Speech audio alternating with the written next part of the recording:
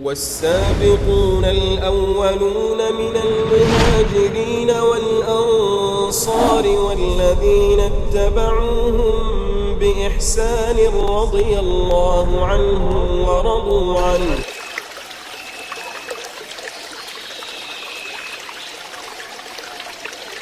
بسم الله الرحمن الرحيم. السلام عليكم ورحمة الله وبركاته.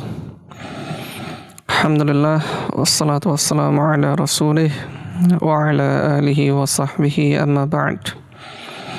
قال الله تعالى في كتابه الكريم: يا أيها الذين آمنوا اتقوا الله ولتنظر نفس ما قدمت لغد واتقوا الله إن الله خبير بما تعملون. Segala puji bagi Allah Subhanahu wa taala. Pada kesempatan sore hari ini masih diberikan oleh Allah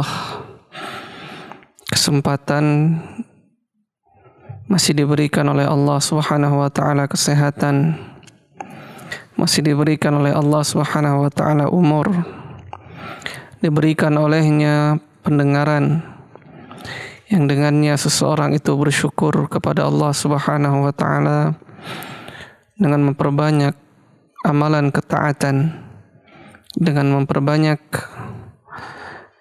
amal saleh yang dia peruntukkan hanya untuk Allah Subhanahu wa taala, yang dengannya dia berharap Allah Subhanahu wa taala merahmatinya, Allah Subhanahu wa taala memberikan ganjaran kepadanya berupa jannahnya, dan seorang itu berharap agar Allah tabaraka wa taala melindunginya dari azab api neraka.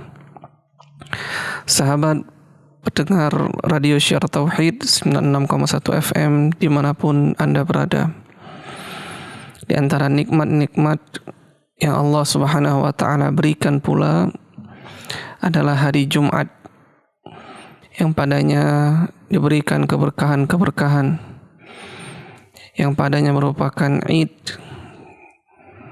termasuk dari hal-hal berupa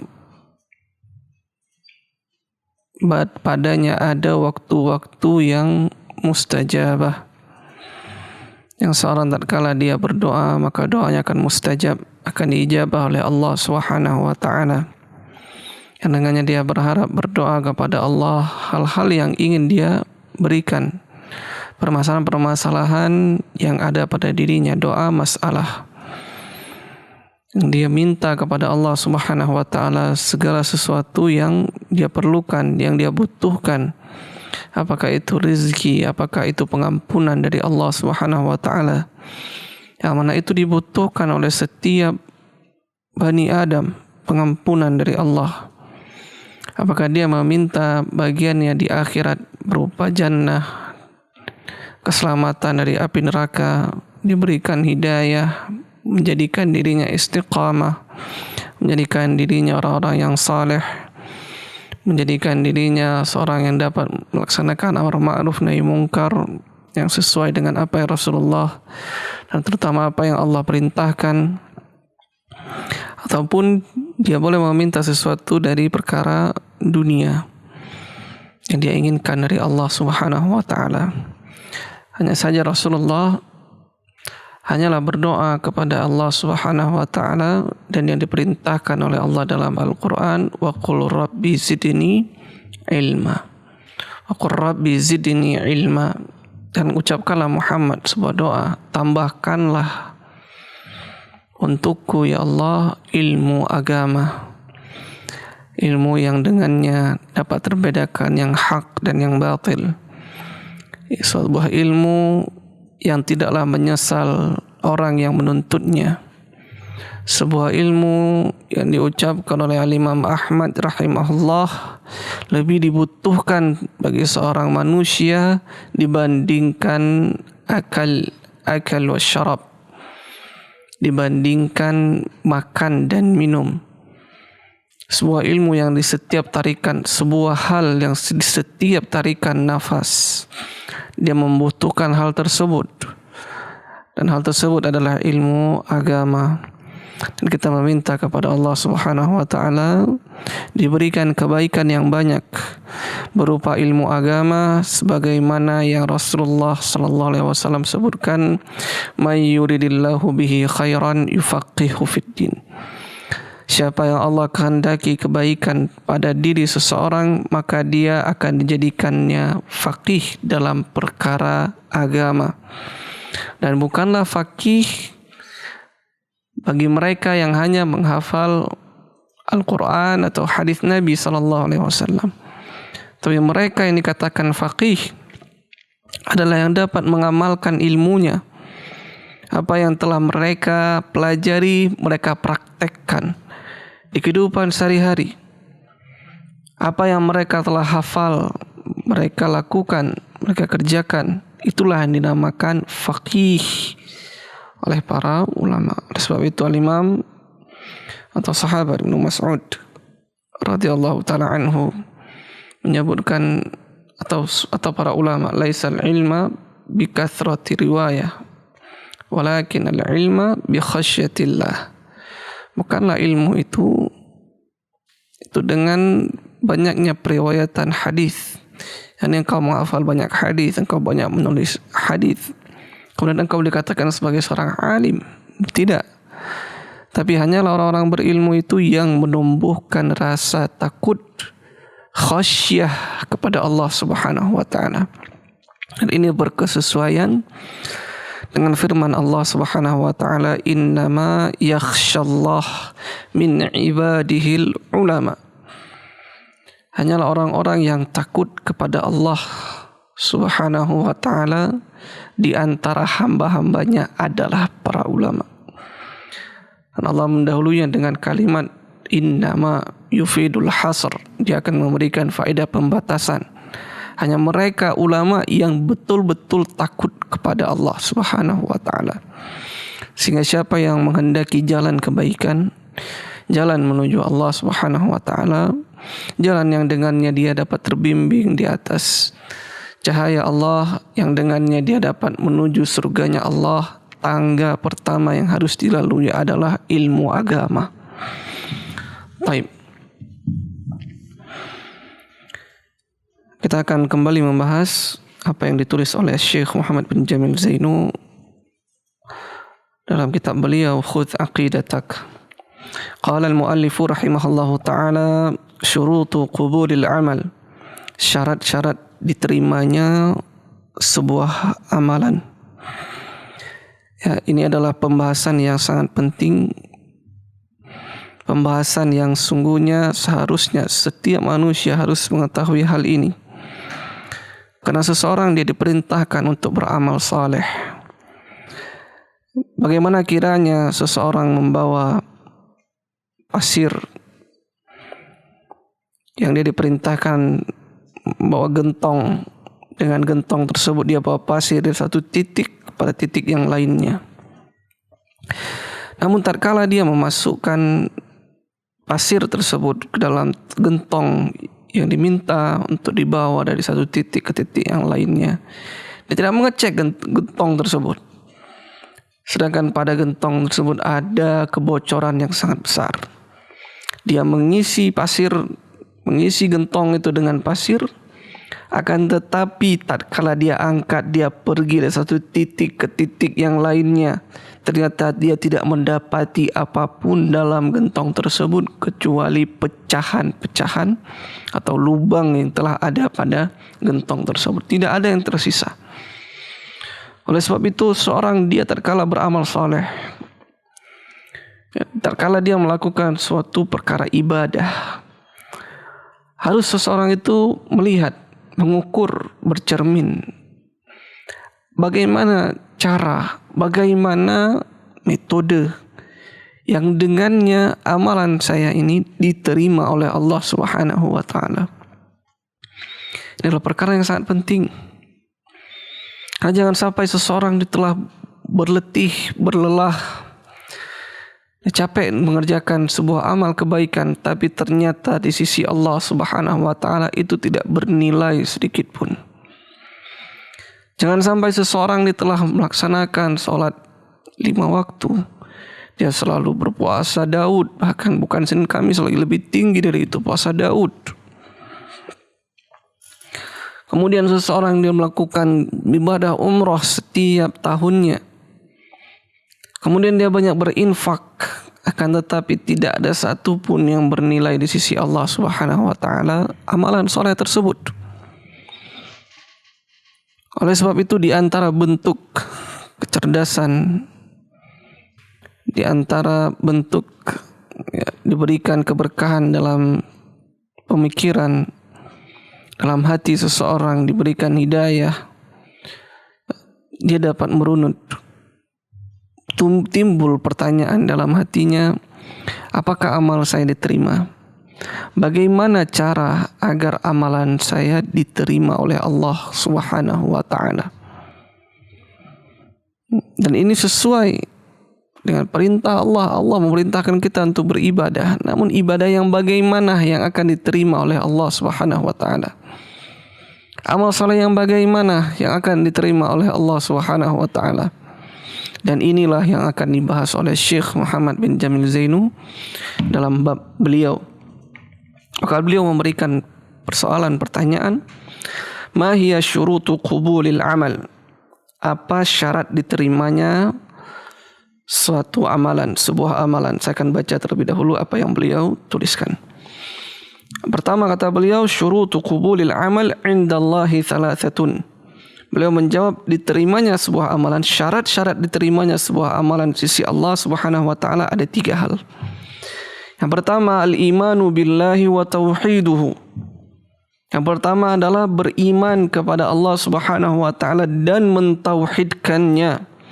Qala Allah Ta'ala, Allah Subhanahu wa taala berfirman, innal ladzina amanu wa 'amilus salihati kanat lahum jannatul firdausi nuzula.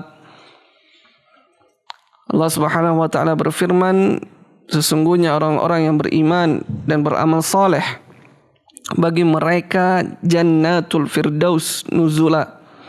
Bagi mereka adalah jannah al-firdaus yang diberikan untuk mereka. Tetapi Allah Subhanahu wa taala mendahului syarat amanu. Mereka harus beriman terlebih dahulu. Yang mereka beriman dan mentauhidkan Allah Subhanahu wa taala. Wa qala sallallahu alaihi wasallam, kemudian Rasulullah sallallahu alaihi wasallam bersabda, qul amantu billah thumma istaqim. Beliau menyebutkan, ini adalah hadis yang masyhur, dinukilkan juga oleh Imam An-Nawawi rahimahullah dalam Arba'in An-Nawawi. Terkadang datang seorang sahabat bertanya, ya Rasulullah, ya berikan aku sebuah wasiat yang aku tidak akan bertanya wasiat tersebut dengan seorang pun selain engkau.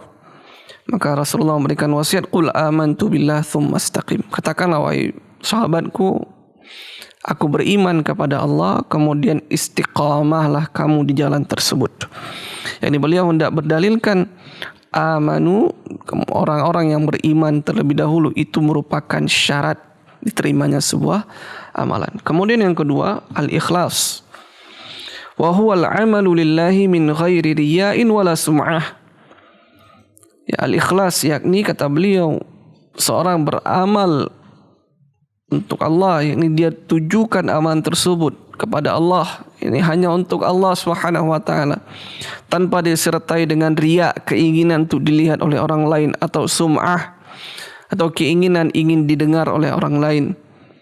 Qala ta'ala, Allah Subhanahu wa taala berfirman, fa'budillaha mukhlishan lahuddin. Dan beribadahlah kepada Allah Subhanahu wa taala mukhlishan lahuddin, dengan mengikhlaskan agama ini kepada Allah Subhanahu wa taala, memurnikan ketaatan hanya kepadanya. Kemudian yang ketiga, kata beliau, al-muwafiqatu lima jaa bihi Rasul sallallahu alaihi wasallam. Ya, mengikuti, menempuh jalan yang telah ditempuh oleh Rasulullah sallallahu alaihi wasallam, mengikuti syariat yang telah beliau gariskan, beribadah sebagaimana Rasulullah sallallahu alaihi wasallam beribadah. Qala ta'ala, kata beliau, Allah Subhanahu wa taala berfirman, wa ma ataakumur rasul fakhudhuhu wa ma nahakum anhu fantahu. dan apa saja yang telah diperintahkan oleh Rasul sallallahu alaihi wasallam ambillah, dan setiap yang beliau larang maka tinggalkanlah. Wa qala sallallahu alaihi wasallam, dan Rasulullah sallallahu alaihi wasallam bersabda, man amila amalan laisa alaihi amruna fahuwa raddun. Barang siapa yang mengerjakan sebuah amalan dalam peribadatan kepada Allah, bukan sesuatu yang di luar hal tersebut, yang mana itu tidak datang dari kami, tidak mengikuti jalan kami, maka itu adalah perkara yang tertolak. Ini kata Rasulullah sallallahu alaihi wasallam. Kita akan bahas dari perkara yang pertama. Di antara syarat yang beliau sebutkan diterimanya sebuah amalan adalah beriman dan mentauhidkan Allah Subhanahu wa taala. Ini sesuai dengan apa yang Allah Subhanahu wa taala sebutkan dalam Al-Qur'an, wa ma mana'ahum an tuqbala minhum nafaqatuhum illa annahum kafaru billah. Allah sebutkan, dan tidaklah yang menyebabkan Allah Subhanahu wa taala menolak harta-harta infak, sedekah yang mereka berikan. Yang ini adalah harta infak, harta sedekah yang keluar dari mereka orang-orang non-muslim, orang-orang kafir. Itu semua tertolak. Kenapa sebabnya? Illa annahum kafaru billah, kecuali karena mereka mengkufuri Allah Subhanahu wa taala. Nah, sebuah dalil apapun yang dilakukan oleh non-muslim, kafir, di sisi Allah Subhanahu wa taala itu tidak ada harganya sama sekali. Mereka berinfak, ya mereka akan dibalas langsung di dunia apa yang mereka lakukan. Akan tetapi mereka tidak akan mendapatkan bagian sedikit pun nanti di hari akhirat, karena sebab mereka telah mengkufuri Allah Subhanahu wa taala. Dan ini sesuai dengan keadilannya Allah Subhanahu wa taala. Bagaimana seseorang dia masuk sebagai bentuk pendekatan pemahaman, dia masuk dalam sebuah perkuliahan, dia ikut pelajaran, dia ikut setiap hari, tidak pernah absen. Kemudian dia ingin ikut ujian, bahkan dia ikut ujian. Kalau sudah selesai 4 tahun, dia berharap mendapatkan sertifikat dalam keadaan dia tidak pernah terdaftar dalam kampus tersebut. Ya, dalam pemahaman kita manusia dan permisalan Allah itu lebih tinggi. Ini adil. Karena Allah Maha adil bandingkan yang lainnya. Dan Allah adil sesuai dengan keagungannya. Maka apa yang mereka perbuat, karena mereka tidak beriman kepada Allah, mereka mengkafiri Allah Subhanahu wa taala, kufur kepada Allah.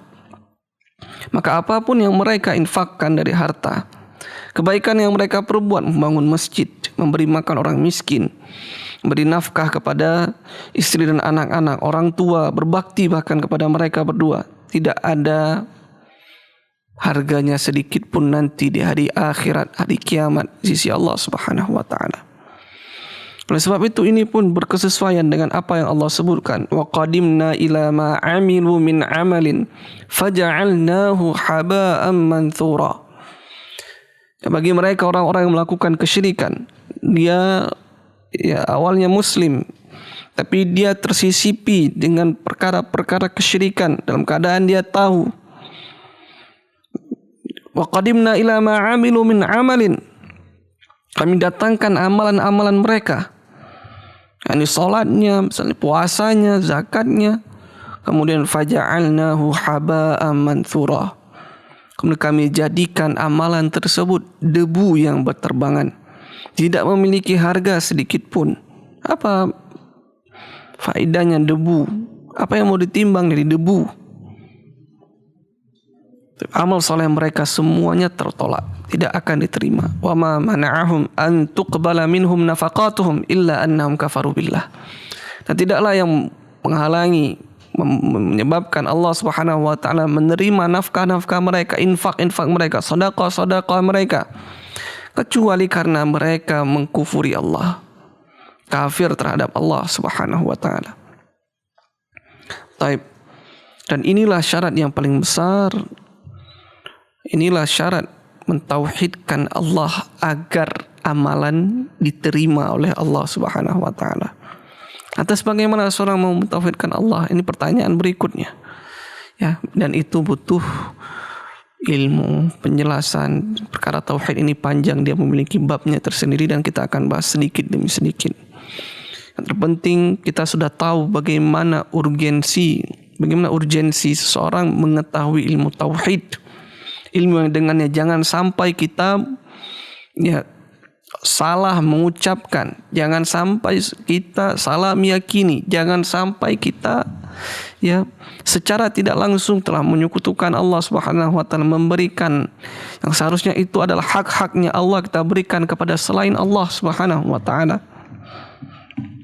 Sebagai contoh yang menyalahi perkara tauhid adalah mereka yang percaya dengan ramalan-ramalan bintang, Sagittarius, Leo, Cancer, Capricorn dan lain sebagainya.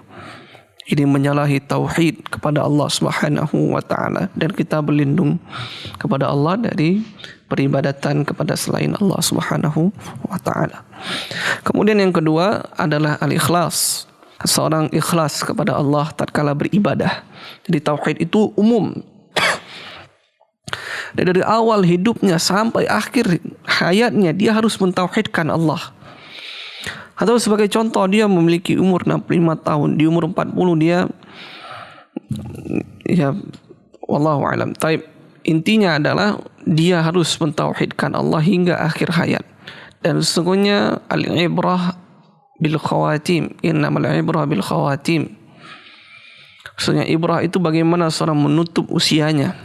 Kalau seandainya dalam usia tersebut masih ada kesyirikan, masih dia yakini hal-hal yang seharusnya itu adalah haknya Allah Subhanahu wa taala, dia yakini kepada selain Allah, dia wafat, dia mati, dia meninggal dunia masih membawa dosa tersebut, maka Allah Subhanahu wa taala menyebutkan innallaha la yaghfiru ay yushraka bih wa yaghfiru ma duna dzalika liman yasha. Allah Subhanahu wa taala tidak akan mengampuni dosa kesyirikan, dan Allah mengampuni dosa selain kesyirikan sesuai dengan kehendak Allah Subhanahu wa taala. Sehingga dapat difahami tauhid ini harus senantiasa ada pada diri seseorang dari dia mengetahui hal tersebut sampai dia diwafatkan oleh Allah Subhanahu wa taala.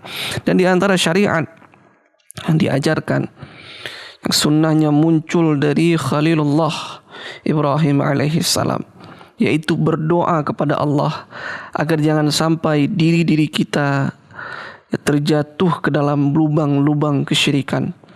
Bagaimana seorang Khalilullah Ibrahim, seorang Nabi Allah Ibrahim, beliau berdoa wajnubni wa baniya an na'budal asnam.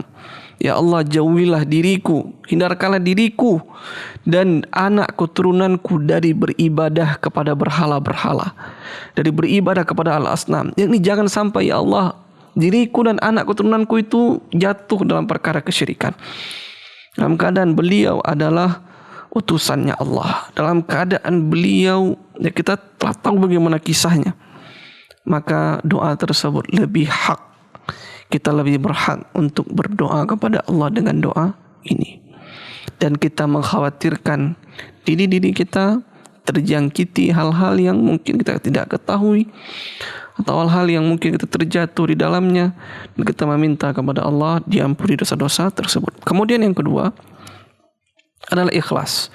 Dan ikhlas ini dalam keberjalanan ibadah tersebut, kemudian sampai dia juga menutup akhir hayat. Sebagai contoh, jadi ikhlas itu tidak hanya saat menjalankan ibadah tersebut, tapi dia berketerusan. Jangan sampai hal tersebut menyimpang niatnya. Sebagai contoh, seorang dia berinfak. Tatkala dia berinfak, dia meyakini hal tersebut, dia ikhlas. Dia infak 500.000 kepada pengemis di pinggir jalan. Saat dia berikan, dia ikhlas, dia ditulis sebagai amal kebaikan. Hanya saja tatkala dalam perjalanannya dia sempat mengucapkan dengan bangga diri hendak dianggap sebagai seorang dermawan. 3 hari kemudian dia ceritakan itu kepada temannya. Coba bayangkan bagaimana kemurahan hatiku, ku berikan 500.000 kepada pengemis di samping jalan, di sebelah jalan yang sedang meminta-minta. Kuberikan harta tersebut. Tapi ini akan menghapus amalannya. Tapi yang terhapus hanya amalan itu saja. Amalan itu tidak ada nilainya di sisi Allah, karena niatnya sudah bukan untuk Allah. Yang seharusnya ibadah itu diberikan kepada Allah. Oleh sebab itu di antara hadis yang mungkin hampir semua orang menghafalnya, dari Umar bin Khattab radhiyallahu taala anhu, innamal a'malu binniyat. Hanyalah amalan itu tergantung dengan niatnya. Ya. Wa innamal likulli imri'in ma nawa, dan setiap orang itu tergantung dengan apa yang dia niatkan. Wa man kana hijratu ila Allah wa rasulih fa hijratu ila Allah wa rasulih. Kemudian Rasulullah memberikan permisalan, orang yang berhijrah karena Allah, maka dia berhijrah karena Allah. Yani dia mendapatkan pahala karena hijrahnya tersebut. Akan tapi barang siapa yang berhijrah ya karena wanita yang hendak dia nikahi, dia hendak menikahi seorang wanita, dia muslim, ternyata dia sudah pergi ke Madinah, ya saya juga ikut hijrah lah, ya, supaya saya dapat menikahi wanita tersebut. Cantik sekali, itu sudah nyantol di hati, ya sudah nggak bisa hilang lagi dari pandangan mata. Makan ingat dia, minum ingat dia, sudahlah kalau gitu saya ikut hijrah juga supaya dapat wanita tersebut. Fahijratu ila ma hajara ilaihi, kata Rasulullah, maka hijrahnya itu ya untuk wanita tersebut, yakni dia tidak akan mendapatkan bagian pahala di sisi Allah Subhanahu wa taala karena dia tidak ikhlas kepada Allah Subhanahu wa taala. Dan hijrah itu amalan yang bukan main-main. Rasulullah memberikan permisalan yang sangat besar, pengorbanan yang sangat besar. Tatkala sudah dikorbankan gitu, nggak ada pertimbangan. Ya dia pengorbanannya udah besar, udahlah ini dapat dimaafkan. Tidak ada. Walaupun pengorbanan yang sangat besar, kalau dia bukan karena Allah, bukan karena Allah. Dan begitu pula tatkala beliau ditanyakan oleh seorang sahabat, seorang berperang untuk sukunya, seorang berperang jalan Allah, jihad, ya untuk kehormatan dirinya agar dikira begini, apakah dia fi sabilillah, apakah itu di jalan Allah? Apa kata Rasulullah sallallahu alaihi wasallam? Man qatala li kalimatillahi hiyal ulya fahuwa fi sabilillah. Barang siapa yang berperang untuk membuat kalimat Allah itu tinggi, yakni kalimat la ilaha illallah, agar semua manusia mengimani kalimat la ilaha illallah, yakni masuk Islam, bersyahadat di kalimatillahi hiyal ulya fahuwa fi sabilillah, maka mereka ini yang memperjuangkan kalimat Allah tinggi, maka dialah yang disebut dengan fi sabilillah, yang berjihad di jalannya Allah Subhanahu wa taala. Tatkala itu sudah tersusupi dengan agar aku dikira, agar aku dilabelkan pahlawan, agar aku dilabelkan pemberani, agar aku tidak dilabelkan pengecut. Tatkala ini niatnya, maka tidak dikatakan fi sabilillah, walaupun telinganya sudah terpotong, hidungnya sudah puntung, kaki tangannya sudah hilang, jadilah dia pincang dan lain-lain, ya tetap tidak ada nilainya di sisi Allah Subhanahu wa taala. Ini yang kedua, ikhlas. Kemudian yang ketiga, kata beliau, adalah mengikuti syariatnya Rasulullah sallallahu alaihi wasallam. Dan ini adalah apa yang beliau gariskan, apa yang beliau sebutkan. Hadis ini muttafaqun alaih. Dalam riwayat Bukhari, man ahdatsa fi amrina hadza ma laysa minhu fahuwa rad. Barang siapa yang mengada-adakan sebuah perkara dalam agama ini, maka dia tertolak. Dan ini adalah perkara yang sangat gampang bagi seorang seharusnya memahaminya. Bagaimana seorang yang dia dilatih untuk, ya seandainya dia seorang berpendidikan, ya kita selalu diberikan panduan kalau hendak berbicara berbuat, coba mana dalil yang mendasari engkau berbuat seperti ini. Dan agama Islam pun seperti itu. Tinggal diambil dari Al-Quran dan hadis Nabi. Jangan keluar dari garis tersebut. Karena engkau yakini bahwasannya Rasulullah itu utusannya Allah. Beliau adalah orang yang diutus oleh Allah untuk menjelaskan syariat agama. Artinya beliau akan menjelaskan semua itu. Oleh sebab itu terkala Allah menyebutkan al-yauma akmaltu lakum dinakum wa atmamtu alaikum ni'mati wa raditu lakumul Islam madina. Pada hari ini telah kusempurnakan bagi kalian agama kalian. Ini perkara agama syariat ini sudah Rasulullah sebutkan. Sudah beliau jelaskan. Dan bagaimana beliau sebutkan taraktukum 'alal mahajjatil bayda lailuha kanahariha la yazighu anha illa halik. Aku telah tinggalkan kepada kalian ya sebuah jalan yang terang benderang, alal mahajjatil bayda, malamnya bagaikan siangnya. Siapa yang berpaling dari jalan tersebut maka dia akan binasa. Yakni ini jalan telah aku terangi, telah aku jelaskan. Semuanya sudah aku berikan. Hingga kata Salman Al-Farisi, perkara mohon maaf ya kita seorang dia bersuci dari hadas, dia baru buang hajatnya. Ya, kemudian bagaimana tuntunan Rasulullah dalam membersihkan ya kalau kita sudah selesai dari buang air besar tersebut, buang air kecil, perkara istinja. Atau mungkin yang bahasa umum sering kita fahami itu cebok. Bagaimana seorang cebok? Apakah itu dari buang air kecil atau buang air besar? Telah dijelaskan oleh Rasulullah SAW. Maka seorang dia tinggal mengikuti jalan tersebut. Saya ikuti bagaimana Rasulullah beribadah. Begitu juga beberapa perkara beliau tekankan sekali lagi. Sallu kama ra'aitumuni usalli. Salatlah kamu sebagaimana kamu melihat aku salat. Ya, dan sesungguhnya perkara ibadah itu hampir semuanya sudah dijelaskan, tinggal kita mengikutinya. Dan siapa yang membuat suatu jalan lain selain apa yang Rasulullah kerjakan, ya maka itu tidak akan diterima oleh Allah Subhanahu wa taala. Itu artinya dia telah melangkahi, telah membuat jalan-jalan yang baru. Dan Rasulullah tidak pernah menempuh jalan tersebut. Nah, artinya juga ya ini banyak implikasinya ini. Seorang yang terkala dia tidak mengikuti jalan yang Rasulullah buat. Seorang tidak mengikuti jalan yang Rasulullah gariskan, tidak Rasulullah kerjakan. Baik, maka inilah yang seharusnya kita ikuti, kita jadikan dia sebagai dalil, kita jadikan dia sebagai pedoman, tinggal berpegang dengan hal ini. Ikuti Al-Quran dan hadis Nabi. Dan perlu ditekankan sekali lagi, kita ikuti Al-Quran, hadis Nabi. Ini adalah dalam perkara ibadah dan juga perkara muamalah-muamalah yang memang disyariatkan. Tapi sesuatu yang di luar ibadah, ya, sebagai contoh seorang naik mobil, apa hukumnya? Rasulullah naiknya binatang kendaraan tunggangan, unta, keledai, berarti nggak boleh naik mobil. Tidak begitu. Itu perkara dunia, silahkan. Hanya ini dalam perkara ibadah menuju Allah Subhanahu wa taala. Jalannya sudah Allah jelaskan.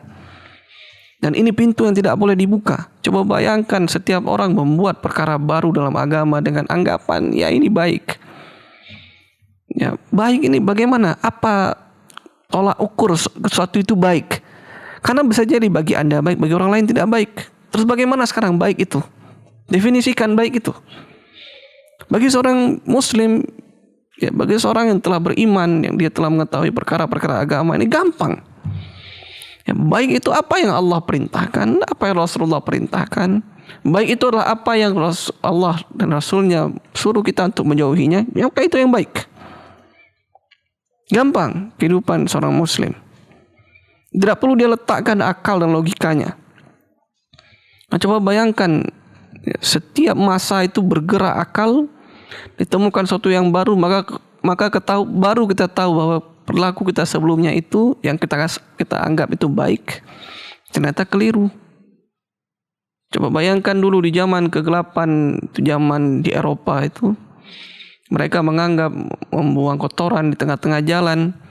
Setelah itu baru mereka belajar bahwasannya tidak boleh buang kotoran di tengah-tengah jalan. Coba bayangkan. Awalnya mereka menganggap apa yang telah kita baca ya, penyakit pes itu munculnya karena wanita-wanita disihir orang-orang Yahudi. Apa ini?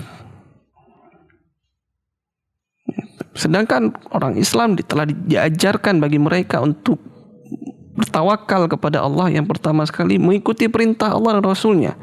Sehingga secara tidak langsung orang Islam ini adalah orang yang paling bersih. Dalam sehari minimal ya, kaki ini bukan hal yang lain, kaki saja dicuci 5 kali sehari paling kurang. Belum ditambah kalau seandainya seorang itu mandi, paling kurang kaki itu dicuci 5 kali sehari. Ya, nggak ada agama-agama lain yang seperti itu.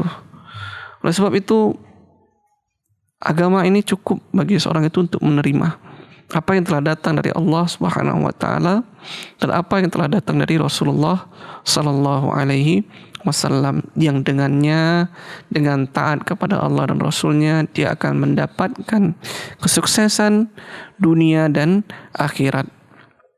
Mungkin ini yang dapat saya sampaikan pada kesempatan hari ini, sore hari ini. Segala bentuk kesalahan itu datang dari saya pribadi dan muncul dari syaitan. Semoga Allah Subhanahu wa taala mengampuni atas setiap kesalahan-kesalahan kita. Dan semoga Allah jadikan kajian pada sore hari ini bermanfaat bagi saya pribadi, terkhusus untuk saya dan para pendengar Radio Syiar Tauhid 96,1 FM dimanapun Anda berada. Semoga keberkahan selalu menyertai kita semuanya. Saya tutup, subhanakallahumma bihamdik, asyhadu an la ilaha illa anta, astaghfiruka wa atubu ilaik. Assalamualaikum warahmatullahi wabarakatuh.